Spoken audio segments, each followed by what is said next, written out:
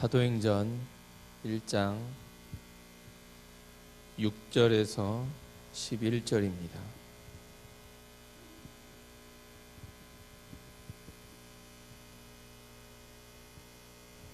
한 절씩 기도하겠습니다.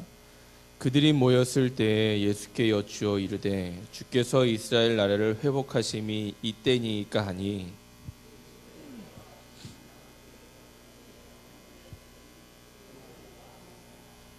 오직 성령이 너희에게 임하시면 너희가 권능을 받고 예루살렘과 온 유대와 사마리아와 땅 끝까지 이르러 내 증인이 되리라 하시니라.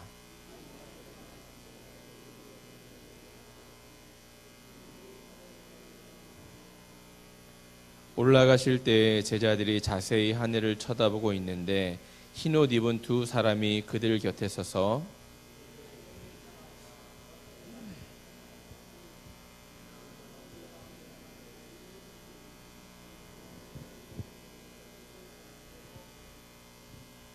아멘.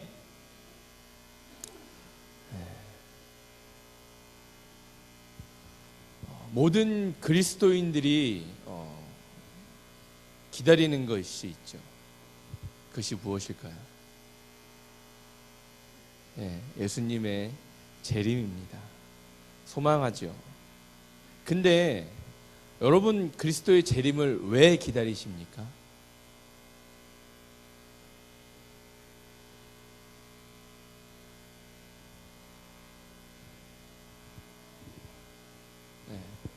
영원한 소망 또한 천국에서의 삶, 이거를 우리가 갈망하고 기대하며 우리가 삶을 살아갑니다. 근데 지금 현재의 삶에 왜 예수님이 오시기를, 하루속히 오시기를 왜 기다릴까요? 왜?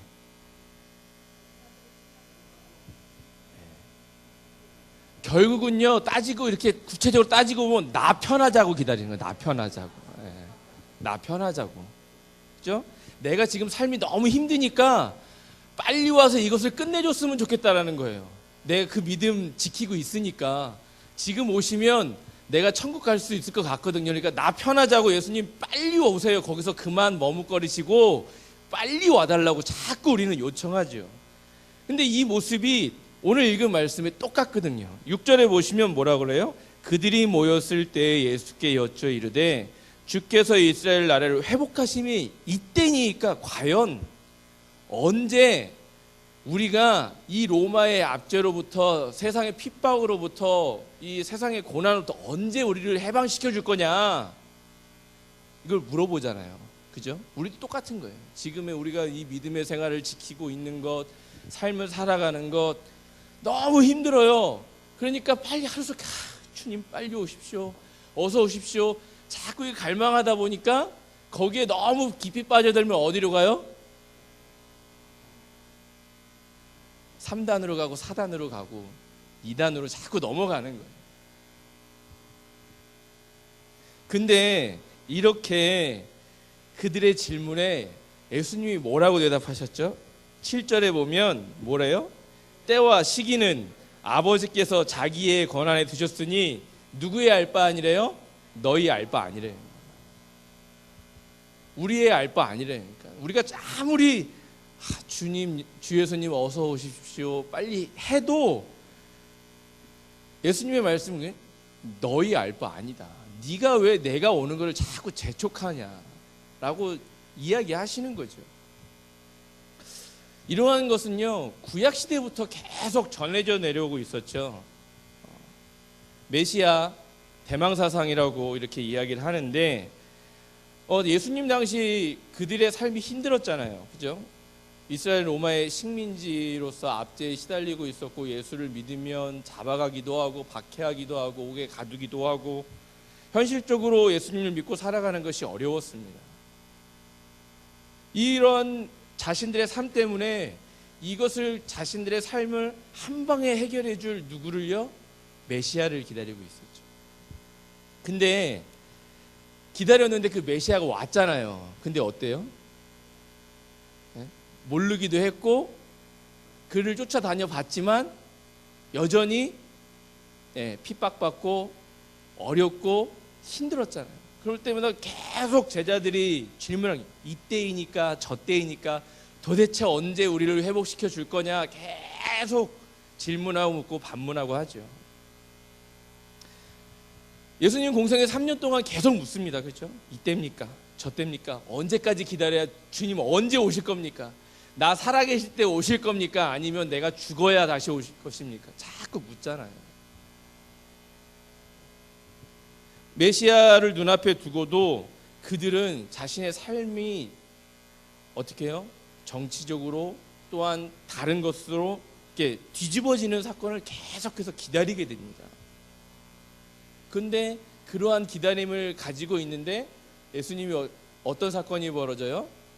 그냥 힘없이 십자가에 달려 돌아가 버렸어요. 그냥 죽었어요. 그것을 바라보던 사람들은 허탈하잖아요. 왜요? 메시아가 오면 자신들의 모든 삶을 해방시켜 줄 것 같았는데 정작 아무것도 변한 거 없이 그냥 십자가에 달려서, 그냥 그 당시에 십자가의 형틀은 정말 중한 죄를 지은 사람이 매달리는 그러한 형벌이었는데 거기에 달려서 그냥 죽어버리셨잖아요. 제가 주중에 그 페이스북이라는 것을 통해서 보면서 그 필리핀이라는 나라에는요, 이 성금요일이 되면 어떤 행사가 있냐면, 실제로 저도 보지는 못했지만 그 기사에 의하면 실제로 이 십자가 사건을 재현하는 그러한 행사가 있대요. 자원하는 사람에 한해서. 근데 그게 어디까지냐? 그냥 십자가에 못을 묶어서 올라가는 게 아니라 자신의 이렇게 손바닥에다가 못을 실제로 박는데요. 자원하는 사람에 의해서. 발에도 못을 박고. 그 정도까지 그것을 갈망한다고 하는데, 곰곰이 제가 생각해 봤어요. 이게 과연 합당한 것인가? 이것을 한다고 해서 정말 예수님의 그 고통과 고난을 느낄 수 있을 것인가? 근데 생각하다가 든 게 뭐냐면 결국은 자기의인 것 같아요. 자기의. 내가 이만큼 예수님의 고통을 내가 같이 감내하려고 내가 노력하고 있다는 자기의인 것 같아요. 자기의. 그들의 사상은 우리가 믿는 그러한 그 기독교 신앙과는 조금 다르더라고요. 그러니까 카톨릭의 배경이 있어서 그런지 몰라도 카톨릭이 뭐예요? 자기 일을 자꾸 내세우잖아요. 그러니까 자꾸 봉사하고 섬기고 뭔가 뭐를 함으로 인해서 자기의 죄를 씻어내려고 하는 그런 사회적인 것들이 많이 있잖아요. 결국 이것은 자기의 아닐까? 우리가 예수님을 기다리는 것도 어떻게 보면, 따지고 보면 내가 지금 이렇게 힘들고 어렵고 하지만 내가 예수님을 오셨을 때 내가 천국에 갈 수 있는 소망이 있다는 건, 소망을 품고 살아가지만 한편으로 조금 다른 각도에서 보면 나는 지금 잘 살아가고 있다라고 내 스스로 판단하고 있는 거예요. 그러니까 지금 예수님이 오시면, 예수님이 다시 재림하시면 나는 천국 갈 수 있을 거다라고 생각하는 마음이 있지 않을까. 그 속에 내가 모르는 내 자기의가 포함되어 있지 않나, 그런 생각을 해보게 된다는 것이죠.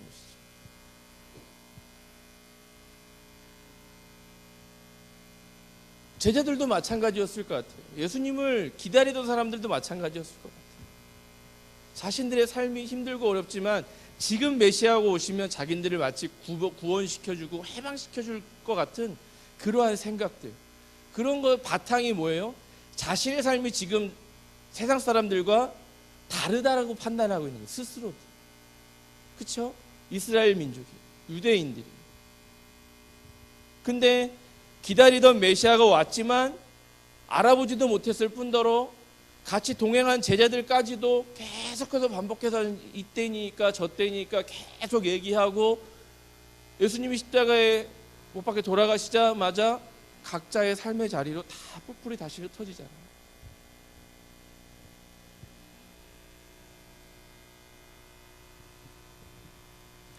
그것을 11절에 보면 계속 지켜보고 있다라고 이야기합니다. 갈릴리 사람들아 어찌하여 서서 하늘을 쳐다보고.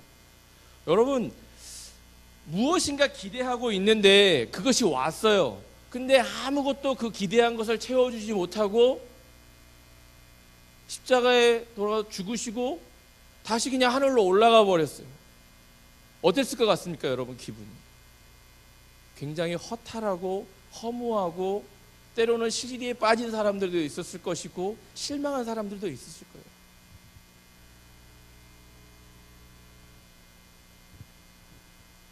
사람들은요, 무엇인가에 자신의 삶이 힘들면 보이지 않는 것에 기대려는 습성들이 있습니다. 그것이 잘못되면 우리의 삶을, 때로는 현재의 삶을 충실하지 못하게 하는 요건들이 되어줄 수 있다는 것이죠. 제자들은 끝까지 승천하는 주님 앞에서 계속 질문합니다. 주께서 이스라엘 나라를 회복하심이 지금입니까? 거기에 대한 질문에 예수님은 이렇게 대답하죠. 때와 기간은 아버지께서 자기의 권한에 두셨으니 너희의 알 바 아니요. 그러면서 8절에 오직 성령이 너희에게 임하시면 너희가 권능을 받고 예루살렘과 온 유대와 사마리아 땅 끝까지 이르러 뭐가 되래요? 내 증인이 되리라. 우리들이 할 일은 뭐래요? 증인이 되는 일이에요. 증인. 그게 너희들이 할 일이 돼요. 나를 기다리는 것보다 너희들의 지금 현재의 삶에서 해야 될 것은 한 가지래요. 뭐예요? 내 증인된 것, 내 증인이 되어지는 것. 어떤 증인이요? 예수님과 3년 동안 사역을 하고 예수님과 함께 계속 먹고 자고 하면서 따라다니면서 그를 믿는 그 믿음을 가지고 뭐예요? 증인은 어떤 삶이에요? 보고 들은 것을 어떻게 해야 돼요? 정확히 전달해야 증인된 삶이거든요. 거기에 내 거를 붙이면 그건 증인이 아니에요. 내 거를 붙이는 게 아니라 내가 보고 듣고 경험한 것을 그대로 100% 전달해야 그것이 증인이 될 수 있다는 것이죠.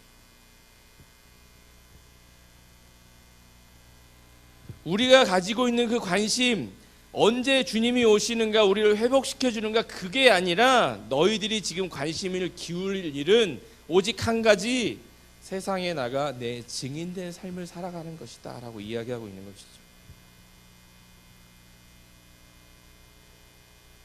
그렇다고 예수님께서 너희들이 나를 기다리는 것, 뭐 회복시켜 주는 것, 해방시켜 주는 것, 이것에 대한 꾸짖음을 하시진 않으십니다. 거기다가 이스라엘 나라가 정치적으로 회복하는 일이 없다라고 이야기하시는 것도 아니에요. 단지 그 당시에 예수님을 기다리고 있던 메시아 대망 사상에 대해서 그 사람들의 생각을 전환시켜 주는 것이죠. 우리와도 마찬가지인 거예요. 우리가 주님을 기다리는 이 마음이 강한데 그 마음, 강한 마음처럼 너희들의 삶이 지금 우선시 되어야 될 것은 지금 현재의 삶에서 무엇이냐? 내 증인되는 삶을 충실히 살아나가는 것이다 라고 방향 전환을 시켜주는 거예요.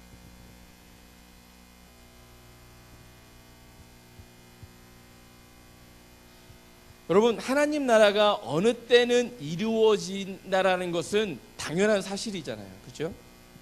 근데 그게 꼭 현재의 삶이나 과거의 삶이나 사람들에게는요, 그게 꼭 내 때에 이루어졌으면 좋겠다라고 하는 거예요.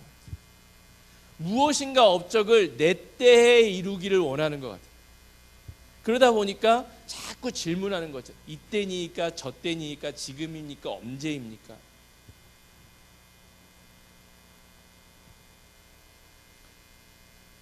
하나님의 나라는 누구의 것이죠? 하나님의 거예요. 그러니까 하나님의 나라가 언제 확장되고 이루어지고 그것이 뭐 다 예수님이 하나님 나라에 다시 재림하시고 하는 건 누구 마음이에요? 하나님 마음이에요. 근데 그거를 우리가 자꾸 우리의 생각대로 바꾸려고 하죠.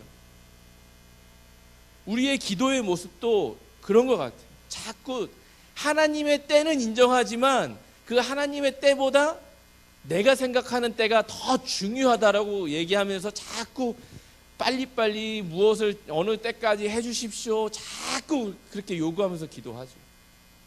그러다 보니까 어떻게 해요? 그때가 자꾸 안 맞으면 기도 응답이 없다고 하고, 그때가 자꾸 안 맞으면 기도하는 게 조금 줄어들기도 하고, 자꾸 그런 일들이 반복되어지는 것이죠. 주님의 나라가 이루어지는 것은요, 하나님의 나라이기 때문에 하나님의 주권 속에 하나님이 결정하실 일, 그것은 하나님의 피조물인 백성들이 이때니까 저때니까 그것을 알 필요도 없고 관심을 가질 필요도 없는 것이죠. 어떻게 보면 하나님의 입장에서는 참 오지랖 넓다 이렇게 생각할 수도 있는 거예요. 내 일은 제대로 못하면서 남의 일에만 관심을 가지고 있는, 내가 관심을 굳이 갖지 않아도 되는 일에 관심을 가지고 있는 오지랖일 수 있는 것이죠. 이것은 하나님이 하실 일이니까 하나님께 맡겨두고 우리가 해야 될 일, 뭐예요? 증인된 일에 최선을 다합니다. 우리 주변에도 그런 분들 우리들이 가끔 이야기하잖아요. 뭐 이야기할 때 저 사람은 참 오지랖이 넓어. 여기도 참견하고 저기도 참견하고 여기도 다 참견해요. 근데 정작 뭘 못해요? 자기 일은 잘 못해요. 그것이 오지랖이 넓은 거잖아요. 그러니까 자기 일도 잘하면서 남의 일을 도와주고 막 이렇게 참견하는 것은 오지랖 넓다고 잘 안 하거든요. 근데 자기 일은 잘 못하면서, 자기 일도 잘 못하면서 막 여기도 참견하고, 이렇게 해라, 감나라, 배나라, 배추나라, 산으로 가야 된다, 바다로 가야 된다, 강으로 가야 된다, 자꾸 참견하면 오지랖 넓다 그러잖아요. 그러니까 우리의 삶의 모습이 그럴 수 있다라는 것이죠.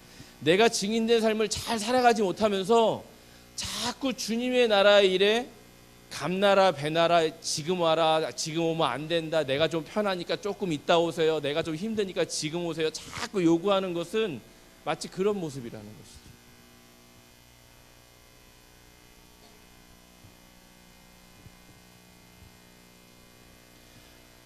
역사 이래로요, 성경의 비밀을 자신만들이 풀어낸 것처럼 종말을 주장하던 사람들 치고 실패로 끝나지 않은 집단이 없어요.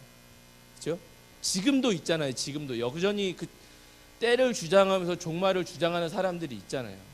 근데 그 결과를 두고 보면 성공으로 끝난 적이 없잖아요. 그죠? 그런데도 불구하고 자꾸 사람들은 무엇인가 그 보이지 않는 희망에 기대고자 자꾸 그것을 원하고 요구하고, 그것이 날짜를 뭐 이렇게 성경을 해석해서 풀어서 이거다가 딱 제시하면 그게 답인 것이냐 쫓아가기도 하고, 우리들이 현재의 내 삶에 충실하지 못하고 자꾸 다른 것을 요구하는 것이죠. 근데 분명히 이야기하잖아요. 그것은 누가 너희가 알 바 아니요라고 분명히 이야기하고 있어요. 그러면 거기에 대항하는 우리들은요, 우리의 믿음의 자세는요 어떻게 되냐면, 알겠습니다, 누가 뭐라 해도 그거에 대해서는 더 이상 관심을 갖지 않고, 무엇에, 제 삶에, 내가 해야 될 일에, 제가 가진 사명에, 하나님이 나를 부르신 목적에 어떻게 해요? 충실하게 살아가겠습니다 라고 고백하고 돌아서야 돼요.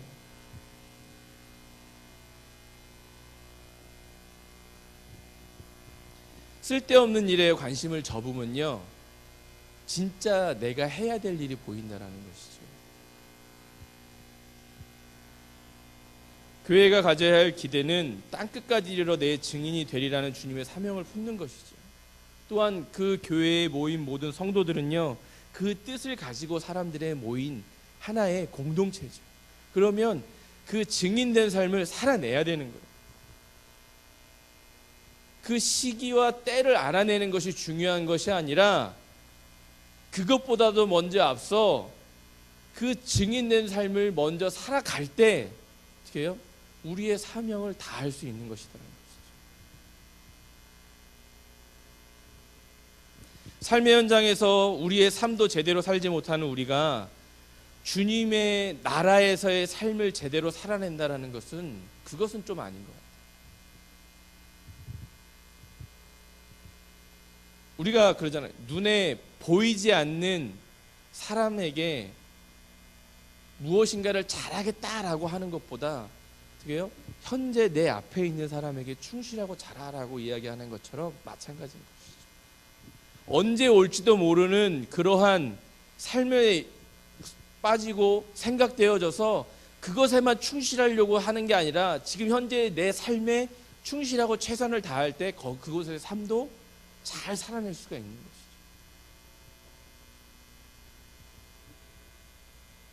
주님은요, 이 사명을 다하기 위해서 무엇을요? 성령을 받아야 한다라고 이야기하겠어요. 8절에 보면 오직 성령이 너희에게 임하시면이라고 이야기합니다. 성령이 우리와 함께 해야 어떻게 해요? 이 삶을 살아낼 수 있다라는 것이죠. 성령의 권능이라는 것은요, 헬라어로 디나미스라고 하는데 이는 부여되는 힘을 이야기합니다. 무엇인가 인간이 혼자 돌을 닦아서 혼자 터득해서 나타내는 그 힘이 아니라 무엇인가로부터 오는 부여되는 힘, 그것을 이야기한다는 것이죠. 근데 세상 사람들은요, 그것이 부여되는 힘이 아니라 마치 인간이 무엇인가를 오래 해서 기도를 많이 해서 얻어지는 그 힘처럼 생각할 때도 있어요. 특히 무당들, 무속인들이 더 그렇죠. 돛 닦는 사람들. 마치 산에 올라가서 막 무엇을 하고 나면 마치 자신의 기가 생기는 것처럼. 이것은요, 뭐예요? 자기가 닦아서 생기는 힘이라고 생각하잖아요. 이야기하잖아요. 또한 어떠한 많은 잘못된 그러한 하나님께 부여된 은사를 행하는 목사님들도, 잘못된 사역자들도 때로는 그것이 자신이만이 가지고 있는, 자신이 할 수 있는 능력이라고 이야기하는 사람들도 있잖아요. 그런데 분명한 것은 성령에는요, 성령의 권능은 뭐예요? 어디서부터 오는 부여되는 힘이라고 이야기합니다. 부여되는 힘. 대신 내가 도구로 사용되어지는 힘이다라고 이야기합니다. 사람들이 자기 수련이나 자기 극기를 통해 얻는 힘은 디나미스가 될 수 없어요. 성령의 힘이 될 수가 없죠. 여러분, 베드로가 소경을 일으킬 때, 안진뱅이를 일으킬 때 여러분 무엇을 가지고 있습니까? 내가 가지고 있는 것을 너에게 준다 그랬어요. 그것이 무엇이었어요? 예수의 힘이거든요. 예수의 이름이거든요. 그것은요, 여기서 이야기하고 있는 디나미스예요. 성령의 권능, 성령님께서 그를 통해서 부여된 힘을 가지고 하는 것이죠. 그 사람의 개인의 능력이 절대 되어지지 않는다는 것이죠. 근데 그것을 우리는 잘못 착각해서 뭐라고 이야기해요? 사람의 능력이라고 착각할 때가 있어요. 그것은 잘못되어진 생각이다라는 것이죠.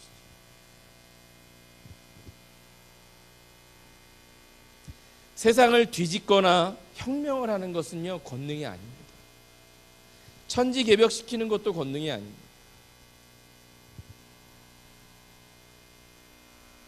권능은요, 내 안에서 내가 스스로 하나님 제자화 되는 거예요.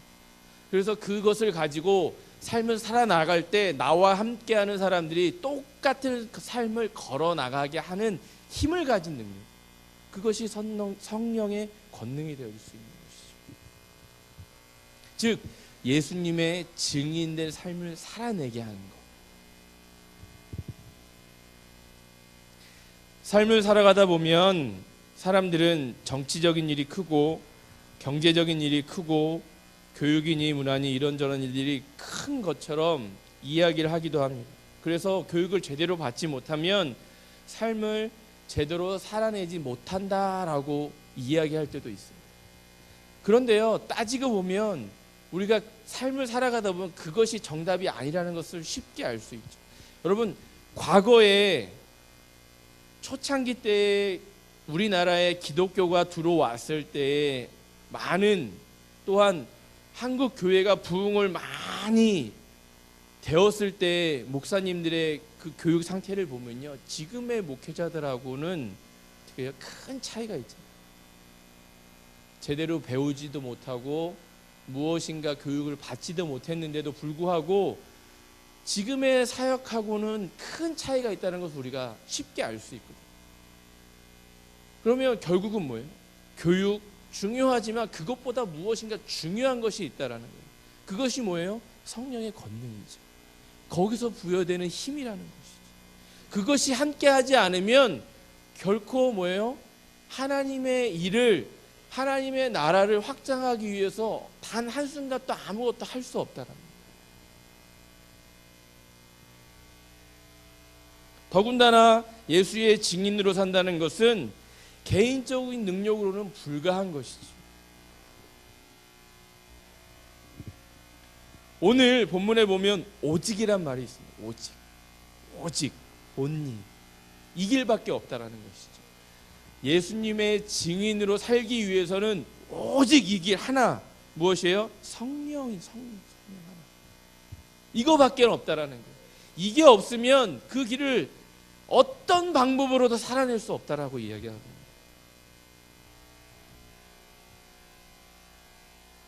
증인이라는요, 헬라어로 말투리아라고 합니다. 이 말투리아를 영어로 옮기면 마터예요. 마터는요, 순교자란 뜻이에요.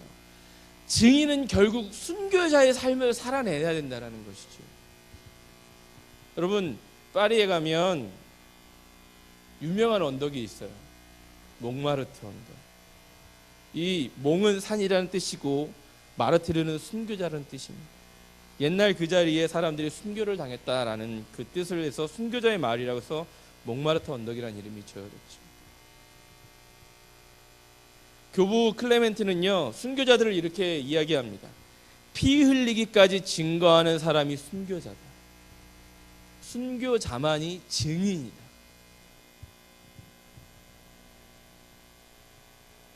증인이란 무엇이에요? 내가 생각하기에는, 내가 느끼기에는 이런 겁니다 라고 이야기하는 게 증인이 아니라, 증인은 보았습니다, 들었습니다, 이것을 이야기하는, 자기의 뜻이 단 0.001%도 포함되지 않은 무엇이에요? 하나님의 말씀이 이렇습니다, 이대로 살아야 합니다, 이렇게 해야 합니다, 내가 생각하기엔 이렇게 좀 돌아서 가도 되지 않느냐라고 하는 건 아니라는 것이죠.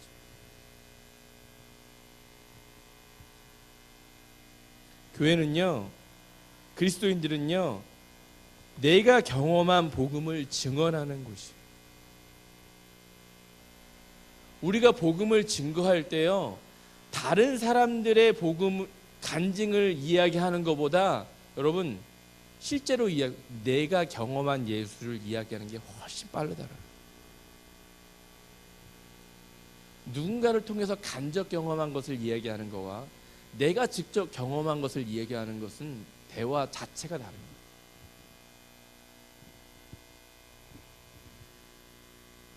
복음을 경험하지 못하는 사람은 고로 증인이 될 수 없어요. 증인된 삶을 살아갈 수가 없죠. 또한 하나님의 말씀을 밖에 나가서 전할 수도 없죠. 왜요? 무엇을 전하려면요, 이렇게 될 수밖에 없어요. 내가 느끼기에는, 내가 생각하기에는 예수님은 이런 분이야, 내가 듣기에는 이렇게 들었어, 내가 항상 제3자의 입장에서 전할 수밖에 없는 거예요.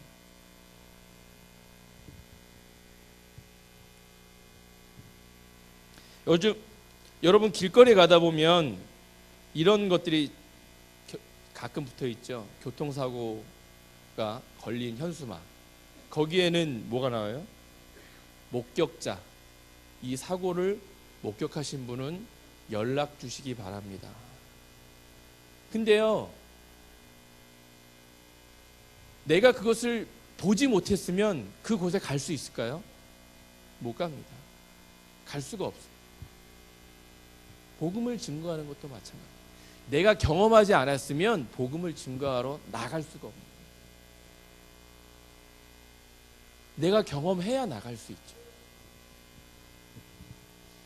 또한 혹 나간다 하더라도 내가 보지 않은 교통사고에 대해서 증인으로 나간다 하더라도 말이 동일할 수 있을까요? 쉽지 않죠.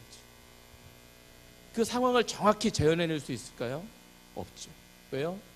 보지 않았기 때문에.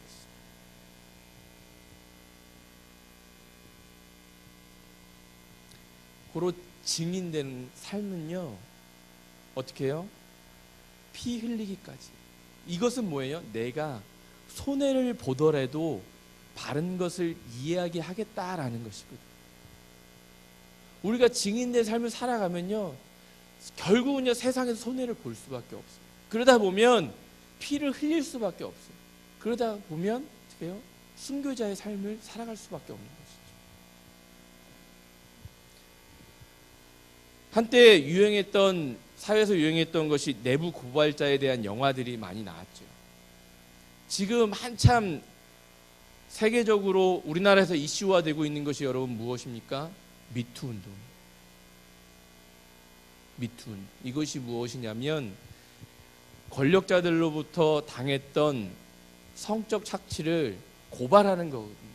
이 운동이 지금 전 세계적으로 지금 굉장히 많이 일어나고 있고, 우리나라도 지금 한참 막 시끄러워지고, 그래서 여검사가 그것을 발언을 해서 지금 한참 시끄러워졌잖아요. 근데 과거에는요, 이런 일들이 왜 못 일어났습니까? 보복감과 두려움이죠.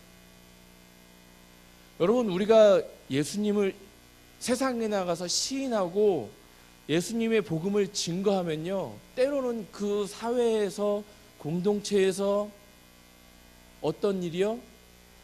내가 생각하지 못하는 다른, 보복은 아니지만 무엇이요? 따돌림, 외로움, 소외됨, 이런 것들로 오는 두려움 때문에 내 입으로 시인하지 못하는 경우가 많아요. 그리스도인들이 그런 이야기를 많이 합니다. 특히 사회 초년생들이 그런 이야기를 많이 합니다. 왜요? 부서에서 회식하러 가자고 하는데 저는 예수님을 믿기 때문에 술을 마실 수 없습니다 라고 이야기해야 되는데, 그렇게 이야기하면 어떻게 될까봐? 따돌림 당할까봐, 소외될까봐. 그래서 한두 잔 마시고 교회 와서 고백합니다. 그럼 목사님들이 뭐라고 이야기해요? 안 된다라고 이야기하보다는 그럴 수도 있지, 이렇게 훨씬 더 지금은 많이 이야기해요. 자꾸 세상에 우리의 신앙을 흐르는 그 시대의 흐름대로 섞을 때가 많이 있다라는 거예요. 희석시킬 때가 많이 있다라는 것이죠. 오전에 담임 목사님이 설교하면서 언급하셨잖아요. 전도사님과 이야기하면서 아이들은 순수한 신앙으로 나아가려고 하는데 그것을 가로막는 게 부모들이다. 많이 찔렸습니다. 왜 찔렸냐면,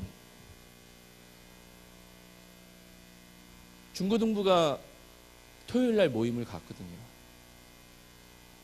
네, 토요일날 모임을 갔습니다. 근데요, 저희 아들이 이제 중학교 1학년 올라갔어요. 근데 토요일마다 어디요? 교회로 온대요. 한 번도 전철을 타고 온 적이 없어요. 한 번도 대중교통을 이용한 적이 없어요. 안산에서 여기로 오는데. 그러니까 때로는 중학생이지만 어떤 생각이 들어요? 한 번도 경험해 본 적이 없으니까 얘가 갈 수 있을까? 없을까?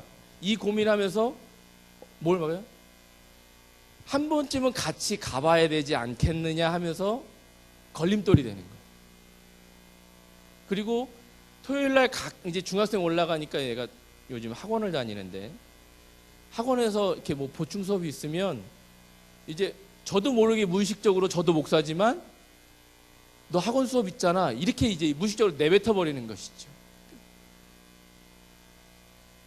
그러다 보니까 오늘 딱 그 말씀을 듣고, 아, 내가 목사인데 그래도 저도 학생부 사역할 때 그렇게 부모님들에게 학원 그렇게 얘기했는데 나도 그 상황이 되니까 나도 모르게 무의식적으로 이런 생각을 갖는구나, 내 입술로 내뱉는구나, 회개되더라고요.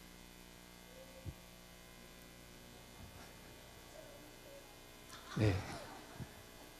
또, 네, 어제 처음으로 혼자 왔어요. 안산에서 누가 데려다 주지도 않고 오지도 않고. 근데 제 스스로가 그것을 가로막고 있지는 않는 것인가? 당연한 다른 것들로 인해서, 다른 이야기를 함으로 인해서 우리의 삶이 그럴 때가 있을 것 같아요.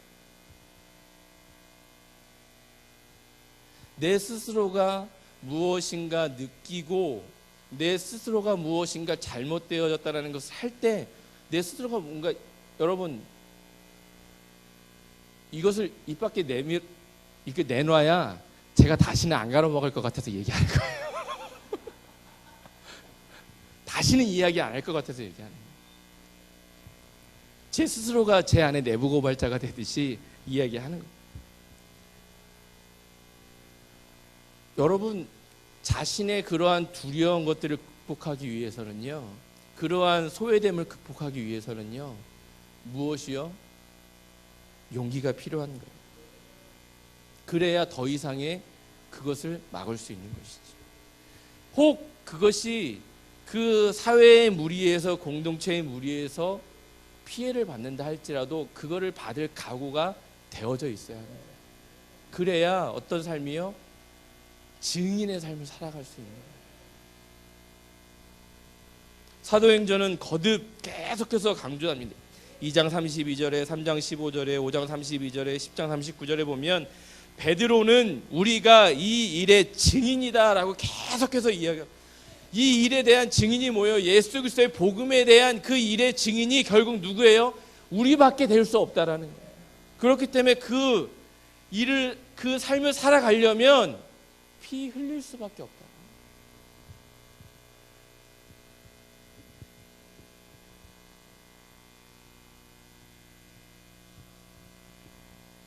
오늘 본문의 예수님의 말씀은 때로는 어떤 사람들은 유언이다라고 이야기하는 사람들도 있습니다. 근데 이것은 유언이다기보다는 예수님은 어떻게 해요? 죽은 것이 아니라 다시 부활하셔서 살아서 승천하셨잖아요. 보좌 우편에 오르셨기 때문에 이것은요, 대위임령인 거예요. 어떤 위임령이요? 너희들이 그리스도인으로서, 내 자녀로서 이 사명을 가지고 평생을 살아야 한다는 것이죠. 주님이 교회에게 맡긴 지상 최대의 과제는 온 세상에 나가 주님의 증인이 됩니다. 이것이 우리 그리스도인들의 현재를 충실하게 살아가야 될 목표가 되어야 되고, 목적이 되어야 되고, 최선의 삶이 되어야 한다는 것이죠.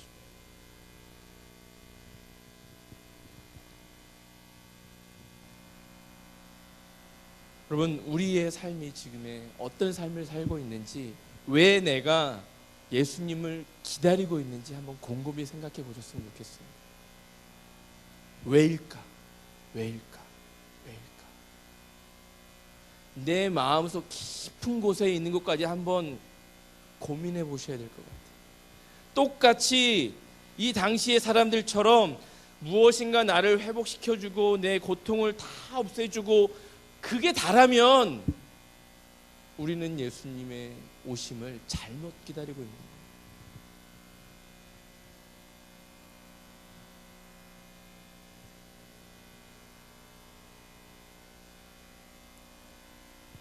분명히 이야기하셨습니다. 성령이 너희에게 마시면 너희가 권능을 받고 예루살렘과 온 유대와 사마리아와 땅 끝까지 복음이 다 끝까지 전파되는 날까지, 그때 어떻게 해요? 다시 오십니다. 우리는 그때까지 어떤 삶을요?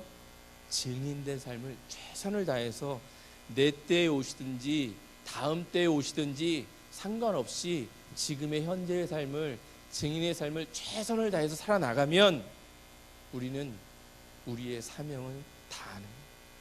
저와 여러분들이 이러한 사명을 감당하고 살아나가는 그러한 하나님의 백성들이, 그리스도인들이 되어졌으면 좋겠습니다. 그래서 늘 성령의 권능을 부여받아서 하루하루를 살아가는 저와 여러분들이 다 되어졌으면 좋겠습니다.